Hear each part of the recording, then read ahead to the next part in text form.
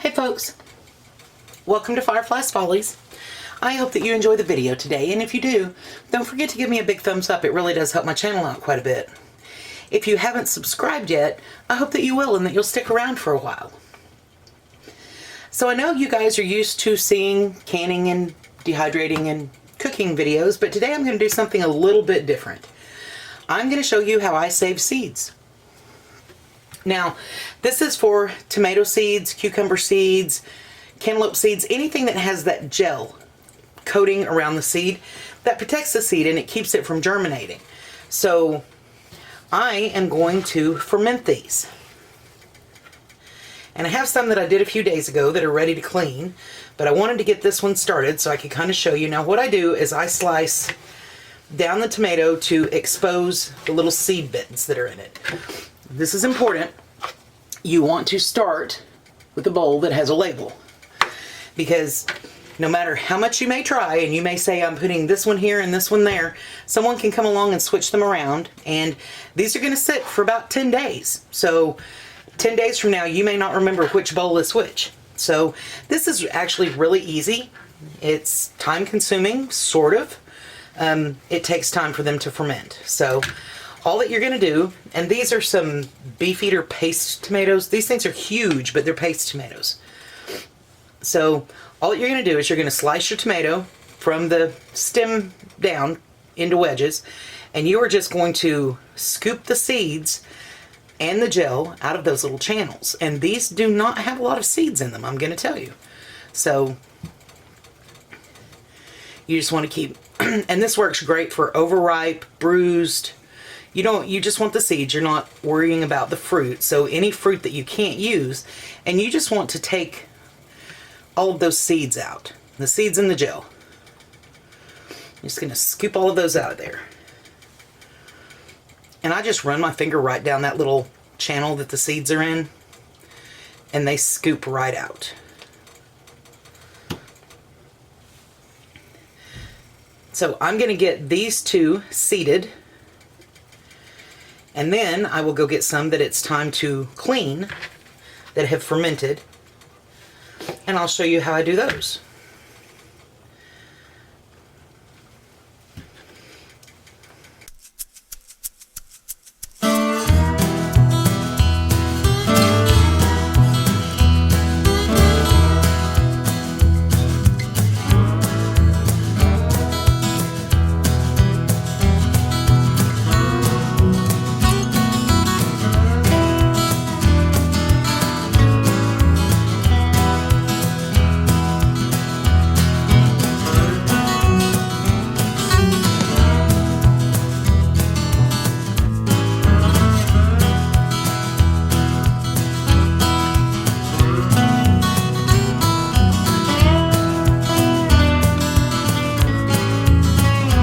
Okay, once I have all the seeds and the gel, and it's got a little bit of pulp in there too, but that's fine, it doesn't matter. I'm just going to add a little bit of water to it, and I'm going to go sit it back over in the windowsill, and I'm going to let it ferment. Now, I'm going to drop this one off over there, and I'm going to turn you guys around so you can see what it is that I'm doing, and I'll show you what the next step is, because I have some that I did last week. Okay, so turn this off while I'm talking. So after about a week to 10 days, what you have is your seeds and your pulp and your water get this film over the top of them. They have fermented, they have molded, and that is really what you're looking for. So what I'm going to do is I'm going to add a little bit of warm water to the bowl just to mix it around a bit and loosen them up. And then I'm going to wash them through a mesh sieve. I just want to make sure that I get all the seeds out of there. And then I'm just going to rub them under running water. Just rub, rub, rub. And you can feel, they start to feel dry. Now this was just some cherry tomatoes that were given to me. And I decided to keep the seeds because they were really good, but I only had a few. So you just keep right, and you can feel when that gel is gone, they start to feel dry. So I make sure that I rinse everything out of my sieve that's over there.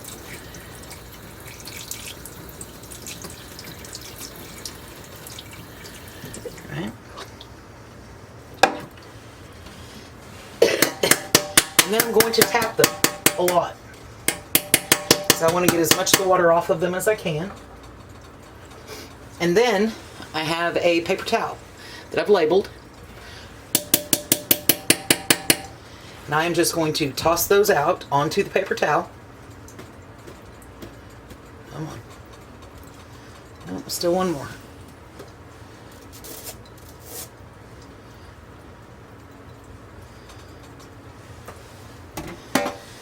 And you can see there is a lot of moisture. I'm just going to spread those out. And then I'm going to take them over and lay them on my dining room table on a mat that I have over there. I have one of those dish drying mats. And I've got a couple of plates, and I'm just going to put them on a plate. In fact, my plates are full, so let me grab a plate here. I'm just going to lay them on a plate, and I'm going to let them dry. They're labeled. I know what they are. They need to dry for 2 or 3 days. Once they are dry, I will put them in a little seed envelope. I got them where you can see them. I will put them in a little seed envelope, and I will label them with what they are and when I put them away. And I store mine in a mason jar. The envelopes fit down in a wide mouth mason jar. The envelopes that I use fit down in a wide mouth mason jar, and I label them and I put them down in a wide mouth mason jar, and I vacuum seal them so that they are ready for me when I get ready. Now, let me show you. This works for more than just tomatoes. It also works for cucumbers. And these are just it's the same thing. It's fermented.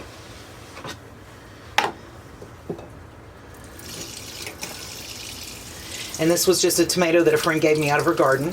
So to start with, I'm going to add warm water and make sure that I get all the seeds out of there, because sometimes they like to stick. All right.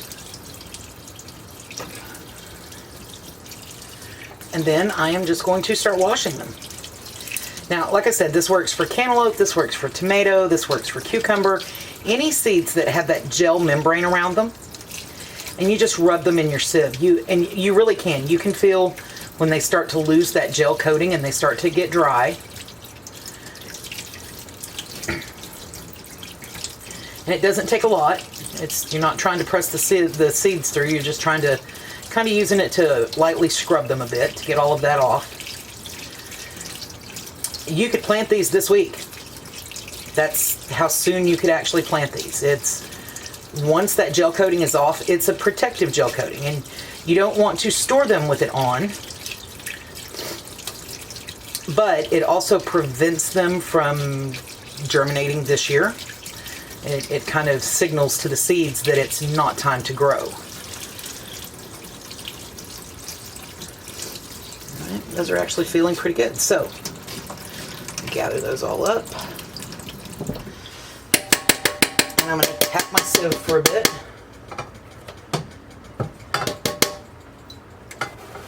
Sorry, I know that's loud, but I want to tap as much out as I can. And then I am just going to, I don't know what kind of cucumbers these were, but my friend gave them to me, so I put her initials and the name of the and just that they're cukes. So I want to get as much water as I can out of the sieve to start with. And then I'm just going to turn them out onto the paper towel. And there's always 2 or 3 that stay behind for some reason, inevitably. So I'm going to lay these on that paper towel, and I'll spread them out. I'll lay them on the plate. I'll take them over to the table and let them dry for a couple of days before I label them and put them away. Seed saving really is just this easy. It's a little bit time consuming, not so much time consuming in the time that you have to spend, but it's time consuming in the time that it takes them to ferment and for that gel coating to break down. All right, so I have one more here that I'm going to do. I've got some Amish paste tomatoes, and those do not have a lot of seeds in them either. They're kind of like the ones that I was seeding a few minutes ago. They just don't have a lot. So I'm going to add some warm water, and I'm just going to wash them.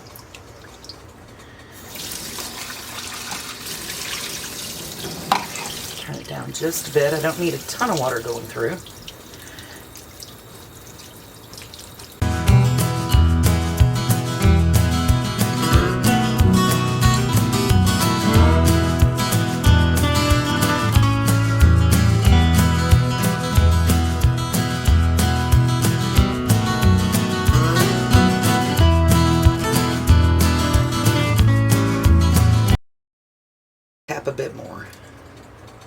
they'll stick to your fingers once that gel coating is gone. So that's a pretty good indication too.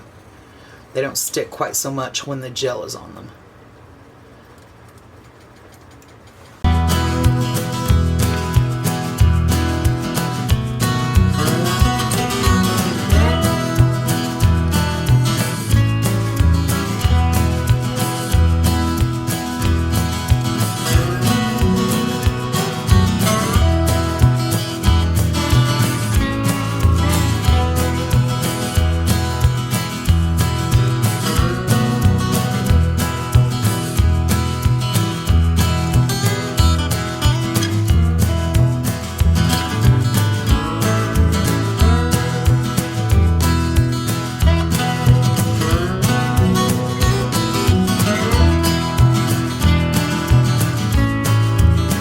Spread them out into as close to a single layer as I can get. Now, after they've dried for an hour or two and they're not quite so wet, then I can spread them a little better.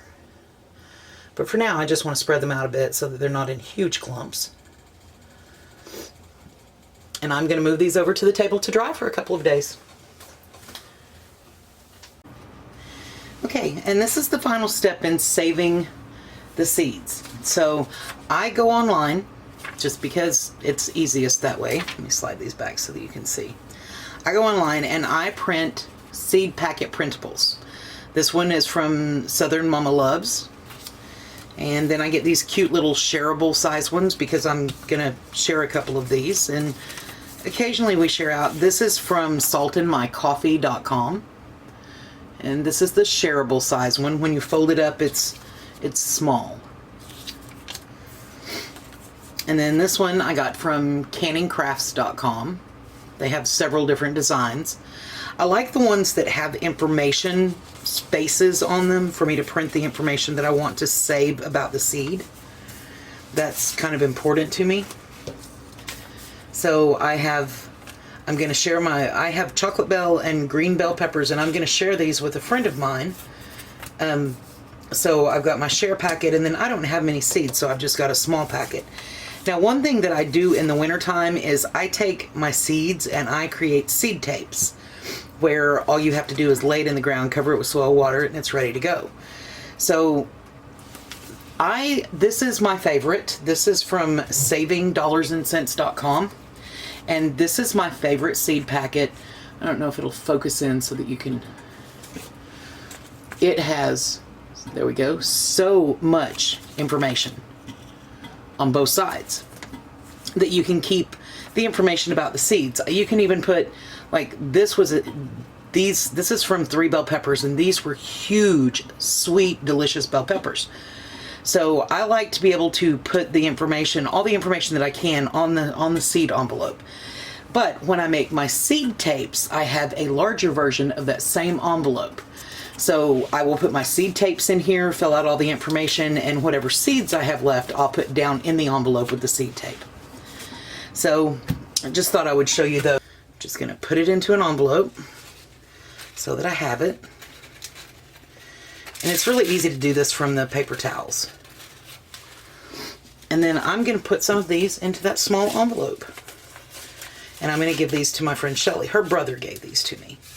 So he actually gave me the peppers themselves. And I decided to harvest the seeds because they were so good. So I'm going to share these back with her, and she can plant them next year.